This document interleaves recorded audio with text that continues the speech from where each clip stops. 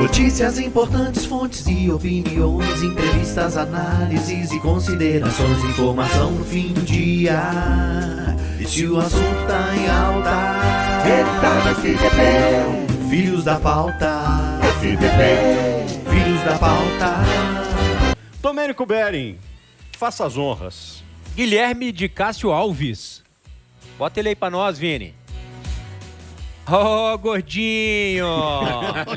Você sabe que o Guilherme me chama de gordinho, eu chamo ele de gordinho, né? É. Mas tá fininho, Guilherme. Tô treinando mais hoje em dia do que quando eu jogava. É mesmo? sem bola, sim. Sem bola, sim. Treino mais hoje.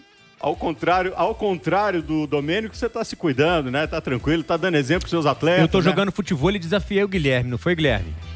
Você já desafiou sabendo que vai perder, né? Não, jogo sim. E aí, Guilherme, como é que estão as coisas, cara? Conta pra nós.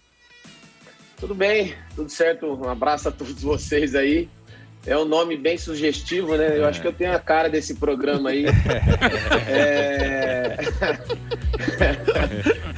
Se eu tivesse seguido a carreira depois da TNT, né?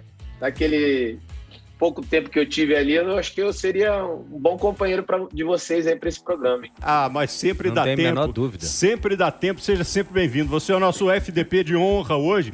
E eu queria começar te perguntando justamente essa coisa da relação da imprensa, assim, né?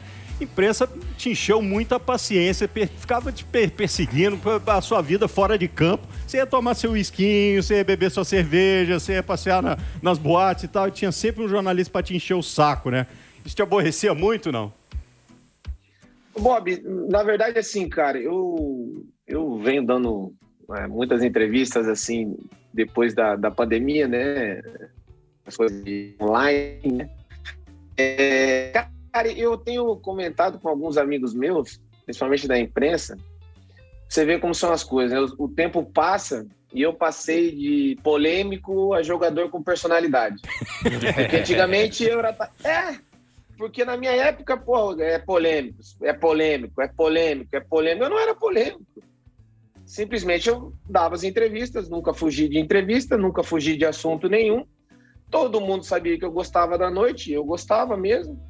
E falava isso abertamente. É simples assim, mas lá, na época, eu era polêmico. Aí hoje, se reclama muito que não conseguem falar com os jogadores, que os jogadores sempre têm uma entrevista meio que programada, sempre a mesma coisa. Aí hoje eu tenho personalidade. É assim, o futebol é assim. É muito mais legal entrevistar gente como você, pode ter certeza absoluta. Claro que é. Tá aqui comigo Cristiano Junqueira e Guilherme Mendes, vão na bola. Eu queria dar um testemunho do Guilherme, porque ele foi, nos 16 anos que eu trabalhei na televisão aqui em BH, ele foi o primeiro jogador, Bob, que quando terminou uma partida eu perguntei, a torcida tá reclamando, ele falou, tem que reclamar mesmo, porque nós jogamos muito mal. Porque normalmente o jogador, ele tende a encontrar uma justificativa. Então quando ele fala que ele é autêntico, ele já é autêntico há muito tempo. E não foi nenhuma nem duas vezes que ele veio a público e se colocou dessa forma. Xará, eu queria aí te perguntar, como é que foi a sua experiência agora como comentarista? Quando você passou para o outro lado, você se sentia à vontade para poder criticar os jogadores? Porque também na minha experiência em televisão, eu convidei alguns ex-jogadores para trabalhar com a gente e eles se sentiam presos, sem graça, ou achavam que não era ético reclamar de quem estava jogando. Como é que foi isso para você? Pô, prazer te ver de novamente, Xará, tá falando com você. Foi um grande prazer esses anos todos aí, depois trabalhar com você no Cruzeiro. Cara, para mim foi tranquilo porque eu sou o que eu sou, entendeu? Não adianta, eu não tenho duas caras, eu não tenho duas conversas. A TV na qual eu passei já havia tentado alguns jogadores e realmente não havia dado certo. E no final ali, antes da proposta do Marília para eu poder voltar, eu tive a proposta de assinar um contrato com a TV e ser permanente, né? Mas 2 dias após dessa conversa, eu tive a proposta para voltar e eu estava ficando muito em São Paulo e a partir daquela conversa, provavelmente eu assinaria um contrato e ficaria de vez em São Paulo. E para mim é meio difícil. Meu filho tem 13 anos, minha filha tem 10 anos, assim. Eu só não gosto de ficar em casa sem fazer nada, entendeu? Eu acho que todo homem ele tem que produzir alguma coisa, ele tem que trabalhar. E foi uma oportunidade esse lance da TV. Mas a possibilidade de voltar a trabalhar aqui em Marília, para mim, foi muito importante. Mas eu fiquei muito à vontade, Xará. Eu sentei o cacete em todo mundo, a hora que tinha que sentar o cacete, e a hora que tinha que defender, defendi. Mas assim, eu fui eu mesmo. Para resumir, para mim não tem muito meio termo, né? E você estava indo muito bem. Se um dia você resolver voltar para as câmeras, pode investir na carreira. Eu te falo isso porque eu lancei alguns ex-jogadores como comentaristas. Sim. E você leva muito jeito para o negócio e estava indo muito bem. Você mandou bem, né? Guilherme inventou um monte de gente. Eu, inclusive. Eu não sou ex-jogador, mas me inventou na televisão. Foi ele que inventou esse negócio. A culpa é dele. Se você tem birra comigo, a culpa é do Guilherme.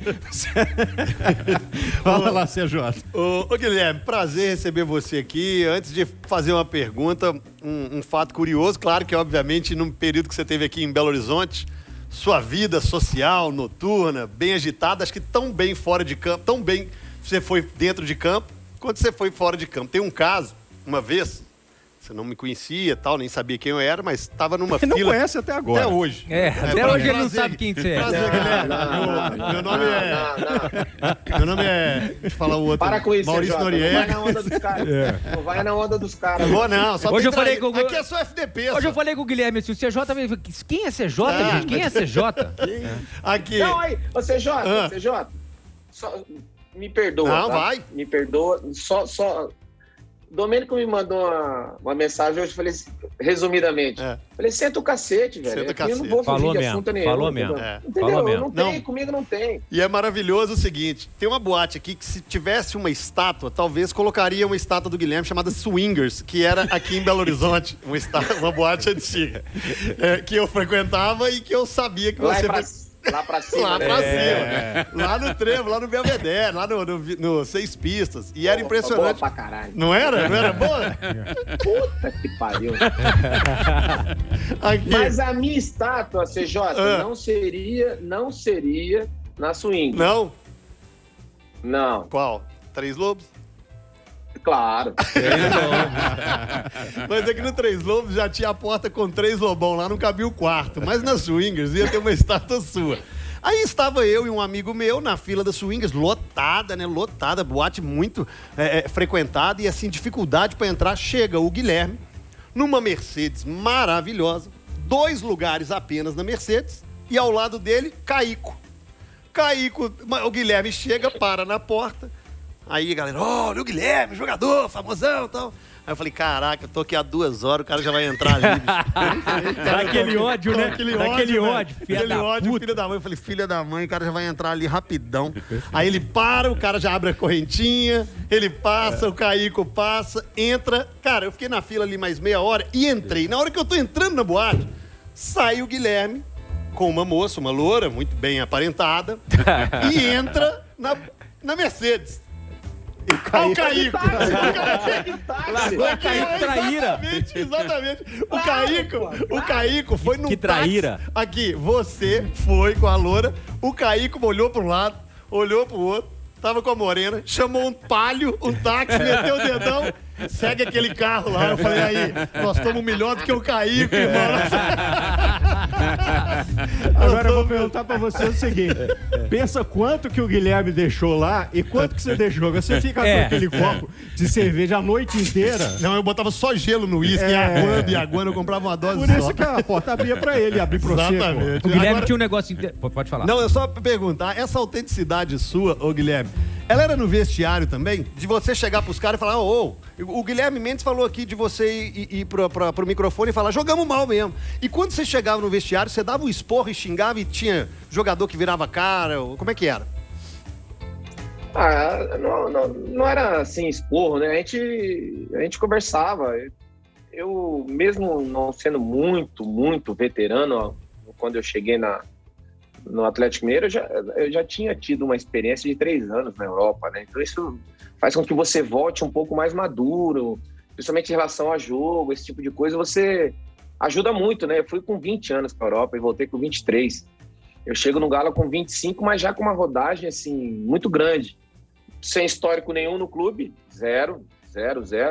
mas num momento financeiro muito difícil, não só financeiro, mas em termos de estrutura zero.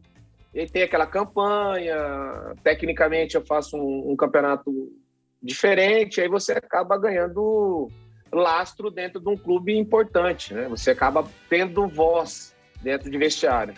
Isso eu sempre me posicionei sem ter moral. Tendo moral, então, aí eu falava pra caralho. Não, e sobre essa coisa da autenticidade, eu posso dar esse depoimento, porque o Guilherme falou ali, nunca fugiu de entrevista mesmo, ganhando, perdendo e tal. E o Guilherme tinha uma coisa que era o seguinte, o jornalista perguntava pra ele assim, você foi visto ontem na Três Lobos, 2 horas da manhã, porque ainda não tinha, né, Guilherme, o celular que hoje tem e tira foto. E o Guilherme falava assim, tava assim, não é da sua conta, não bebo com o seu dinheiro. Ponto. E acabou, vamos falar do jogo.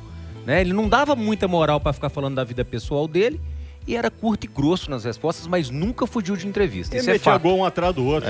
O torcedor queria saber disso. Se garantia dentro do campo, né? Ô Guilherme, eu queria saber o seguinte. O seu, se não foi o seu melhor companheiro, deve ter sido um dos melhores, principalmente no Atlético, foi o Marques. Era uma dupla espetacular você com o Marques ali, dentro de campo. Você, bicho um pro outro direto. Eu quero saber quem era a sua grande companhia fora de campo, porque a quebradeira era boa. Cara... parceiro mesmo foi no Grêmio, que foi o Beto, né? Beto era... Ali a pegada era gigante. O Beto, cara, o Beto que depois foi pro Flamengo. Betão, né? Ali era... amigo do Caio. Mas assim, em 99, cara, a gente tinha uma turma boa, assim, pra tomar uma cerveja e fazer um churrasco, né? Eu, Baresi, Adriano, Marcão. Aí essa galera era boa pra fazer um churrasco, a pegada era pesada. Aí depois veio o Nem também, que eu já conhecia do São Paulo. Meu Deus, Nem, hein? Scheid também, a gente fazia um churrasco, assim, mas assim, na época de 99, Baresi, Adriano e Marcão. Boa, quem era o treinador? Em 99 era o Humberto Ramos. Humberto Ramos. Era o Dario Pereira e depois saiu e ficou o Humberto Ramos. Não, o Márcio chegou em 2000. 2000, né? E ele sofreu muito com vocês, não? Ele era tranquilaço e dizia, eu não vou conseguir segurar esses caras. Bob, eu vou te falar. O Domênico conhece muito bem, vocês conhecem muito bem também aí, o grande fenômeno Rodrigo Lasmar. Eu trabalhei não só com o Rodrigo, também como... Trabalhei com o Neylor também, né? E, cara, você pode perguntar pra ele, eu nunca fui chinelinho, cara. Eu nunca fiquei no DM. E, assim, nunca fui multado no Atlético por chegar atrasado em treinamento nenhum e nem por chegar atrasado em concentração. Nas 4 temporadas que eu tive no Atlético. Nunca. Ao contrário, eu já joguei praticamente sem condições, em momentos difíceis que o Atlético estava. Mas nunca fui chinelinho, nunca fiquei dormindo em DM, não. Eu ia pro treino. Comigo não tinha essa. Quando você vai conversar com seus jogadores hoje, é evidente que hoje em dia a rapaziada é meio alienado um pouquinho e tal, não sei o quê. Mas como é que é a sua comunicação com eles? Rapaziada, pode ter vida social, pode fazer o que quiser e tal, mas tem que responder dentro de campo, né? Ô, Bob, assim, hoje é bastante diferente, né? A exigência física hoje é muito maior, se joga muitos jogos. O que eu tento passar para os caras, principalmente nesse nível de competição, é assim, ó. Eu, de alguma forma, eu tenho que retribuir o que o futebol me deu. Eu tento fazer isso, tá?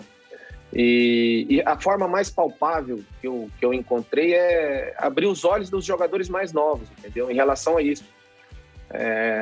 E eu passo, assim, histórias que eu vivi, jogadores que jogaram comigo em time grande, até em seleção brasileira, que hoje tem dificuldade pra cacete pra viver, pra sustentar a família, entendeu? Até hoje eu ajudo alguns jogadores.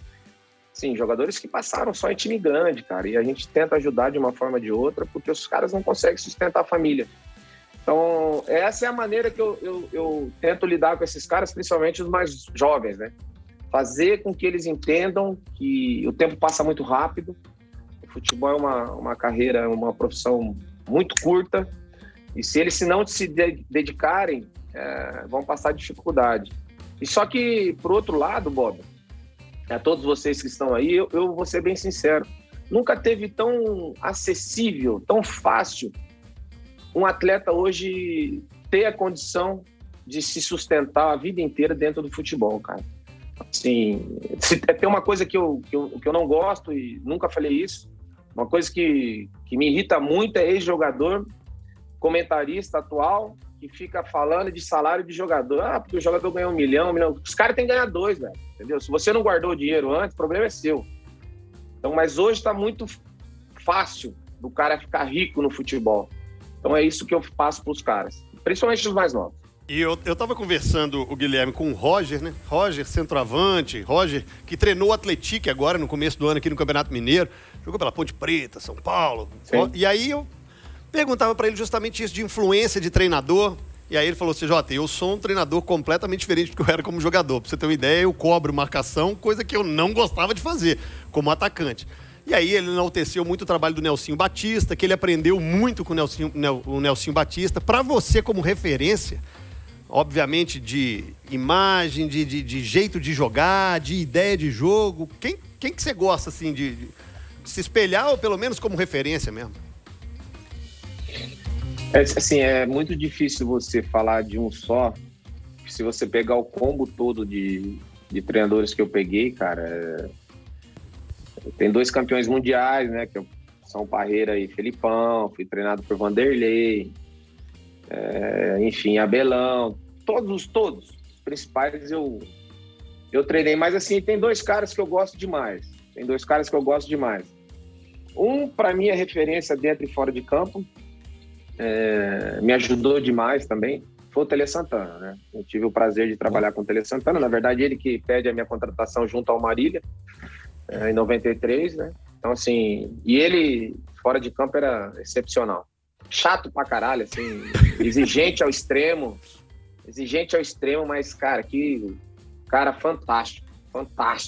É um mestre, Chato, né? que eu falo que ele, não compra carro, vai comprar casa, assim. E ele nos tratava como filho mesmo, realmente. E a parte de trabalho, muito se fala, mas o Tele só fazia coletivo. Mas nós estamos falando de 93, entendeu? Ninguém fazia trabalho de campo reduzido no Brasil em 93. Então se fala muita besteira em relação ao Tele Santana. Mas o trabalho técnico dele, para mim, foi um dos melhores. E o outro cara que eu gostei muito, é um cara que eu gosto demais, que eu tive um prazer muito grande de trabalhar no Atlético Mineiro, foi o Levi Coupe. Levi que esteve com a gente aqui no FDP. Por falar em Levi, Guilherme, não sei se você se lembra, e eu costumo falar para os meus amigos atleticanos, nesses 20 anos de Atlético, para mim, o time de 2001 é um time que se assemelha muito, se não for ali, um pouquinho melhor, eu tenho certeza que vai muito atleticano me xingar, do que o time de 2013 e do que esse time que foi campeão ano passado. O time de 2001 talvez não tivesse um elenco, né? 2001 talvez a gente não tivesse o elenco que tem hoje, que tinha em 2013. Vai eu tomar porrada pra caralho. Mas, vamos escalar aqui, Veloso, Baiano, Marcelo Jean, Álvaro e Felipe. Felipe, lateral esquerdo. Né? O Felipe jogou de lateral porque no meio de campo simplesmente tínhamos Gilberto Silva, o melhor volante que eu joguei na minha vida, Dejair, Valdo e Ramon. Gilberto Silva, Ramon, Valdo e Dejair. Gente, Dejair, Guilherme Marques. Esse time era aquela chuva de São Caetano em 2001, Guilherme. Se não acontece, a gente era campeão brasileiro com certeza, né? Com o pé nas costas. Dejair foi o melhor volante que eu vi jogar, que eu joguei junto, assim, o cara, cara, era impressionante que esse cara jogava, era impressionante. Porque assim, tem uma coisa que eu sempre falo, uma coisa é você jogar contra, outra coisa é você ter o dia a dia com o cara, dia a dia de treinamento, né? E isso eu vi muito no Alex também, né? A gente via o Alex jogava contra, a gente sabia que o cara era fora de série. Eu tive com ele na seleção, mas seleção é pouco tempo. Cara, mas ali no Cruzeiro você vai ver o dia a dia do cara, o cara é assim, mas muito acima. Agora, voltando ao que você falou, eu só não acho, e sinceramente, não acho melhor que 2013, não acho melhor que 2021, por quê? Porque em 2013 tinha um cara chamado Ronaldo nessa equipe. Verdade. Então, com o Ronaldo na equipe, não tenho discussão mais. Nem de 2013, nem para 2001 e nem para 2021. Para mim é simples assim. Pô, não, e com a diferença, né? Que 2013 ganhou e 2021 ganhou. Mas em termos de time técnico, de jogador bom, sim, aquele time de 2001 era piada. E o Guilherme, treinador hoje, se estivesse ali no lugar do Tite, convocaria o Hulk para a seleção? Cara, eu dei entrevista para Dimara, porra, Dimara. Faz uns 10, 15 dias aí, porra. Minha amiga de longa data, falei assim que... E não é porque a lista se abriu para 26, não. Se a lista fossem só 23 jogadores, o Hulk tem que ir. É simples assim.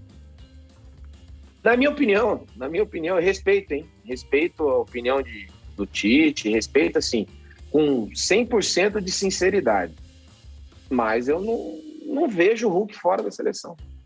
Guilherme, você estava comentando recentemente a Champions League. Você vê essa diferença tão absurda assim, que os jogadores que atuam aqui no Brasil não podem ter essa valorização em relação àqueles que atuam lá fora? A gente tem a torcida do Palmeiras, por exemplo, pedindo sempre a convocação do Rafael, questionando por que o Danilo não jogou. Você acha que o futebol brasileiro está muito preterido? O futebol brasileiro praticado aqui, né? Os nossos atletas que estão jogando aqui, eles estão esquecidos pela CBF? Guilherme, é uma coisa meio complexa, né? Se olhar só no micro é muito fácil de responder, mas se for olhar todo o contexto no macro, assim, é que assim, os caras brasileiros que jogam na Europa estão rodeados por jogadores de seleção também, de outros países. Eles jogam em outras seleções. Eles jogam na seleção brasileira, mas também jogam numa seleção Liverpool, jogam na seleção Manchester. Essas equipes não são equipes, na verdade. São seleções do mundo todo. E aquela história assim, ó, um jogador C, um jogador A, zaga formado por um A e por um C. Esse C, ele se torna um B tranquilamente, entendeu? E você vê casos e casos aí no futebol de caras que jogaram do lado de caras excepcionais que cresceram muito. Então esses brasileiros estão dentro de um contexto que não temos condições de fazer essa avaliação do que se joga aqui, do que se joga lá fora. Na minha opinião, é uma discussão assim muito, mas muito desleal. Ô Guilherme, quem é o melhor jogador de futebol do mundo hoje?